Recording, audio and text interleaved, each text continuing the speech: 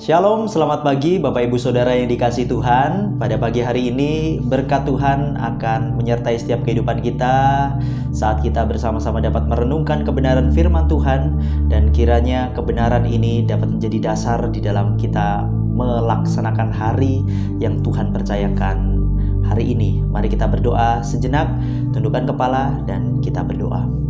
Tuhan Yesus Allah Bapa kami bersyukur pagi yang indah Engkau nyatakan dalam kehidupan kami. Bahkan saat kami tidur terlelap, Engkau bangunkan kami dengan tubuh yang sehat. Bahkan kesiapan diri kami untuk menjalankan setiap aktivitas yang akan Tuhan percayakan ini ya Bapa.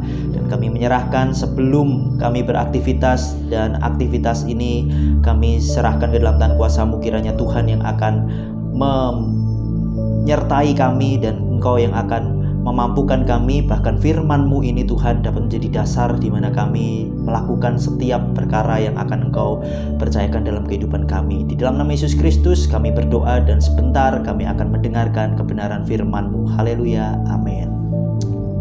Bapak Ibu Saudara, pernahkah Bapak Ibu Saudara merasa cukup di dalam kehidupan Bapak Ibu Saudara yang dikasihi Tuhan? Firman Tuhan pada pagi hari ini akan kami beri judul, yaitu Cukup Itu Indah, yang akan terambil dari Filipi 4 ayat 11. Beginilah firman Tuhan. Kukatakan ini bukanlah karena kekurangan, sebab aku telah belajar mencukupkan diri dalam segala keadaan. Firman ini dinyatakan oleh Paulus, dan Paulus pada saat itu berada di dalam tengah tekanan yang luar biasa. Badai permasalahan yang saat itu sedang dihadapi oleh Paulus, sedang dialami dan juga menimpa kehidupan Paulus. Bahkan Paulus dalam keadaan tertekan. Bahkan jika di Filipi 1 itu dinyatakan di sana Paulus sedang dalam penjara, di sana Paulus pun mengatakan bahwa kukatakan ini bukanlah karena kekurangan, sebab aku telah belajar mencukupkan diri. Ada frasa aku telah belajar di sana. Bahwa Paulus di sini pun juga menjadi pribadi yang terbatas.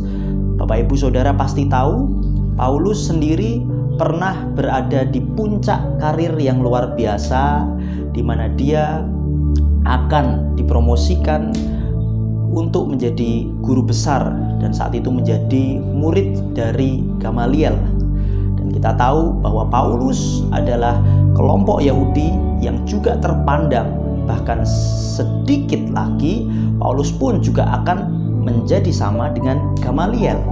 Nah, itulah puncak tertinggi Paulus, di mana Paulus pun juga pernah merasakan kehebatan. Paulus pun juga pernah merasakan kesukaan, bahkan berkat yang luar biasa yang Tuhan nyatakan di dalam kehidupannya.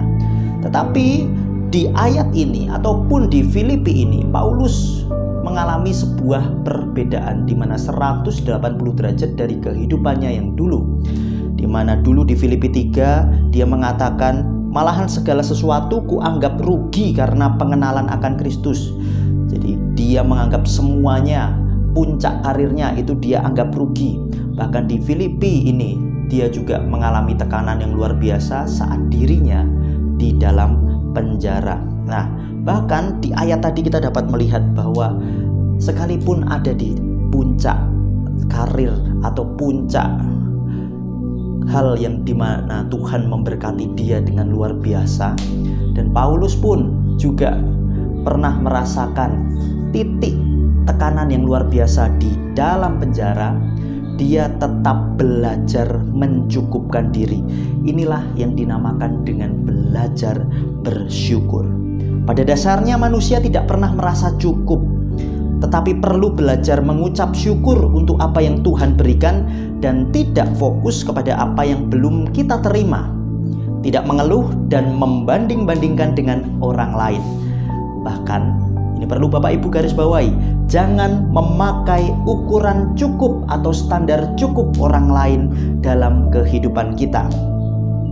Terkadang orang hebat adalah orang yang walaupun pikirannya lagi kacau, jiwanya sedang hancur, namun dirinya tetap mau belajar untuk mencukupkan dan bersyukur. Itulah yang Paulus ajarkan untuk kita semua. Mari, sekalipun Tuhan izinkan kita berada di titik paling atas, ataupun saat ini kita sedang merasakan berada di titik terendah sekalipun, mari kita tetap belajar mensyukuri atas setiap apa yang Tuhan kerjakan di dalam kehidupan kita. Selamat menyongsong hari ini. Kiranya Tuhan Yesus memberkati kita semua. Shalom.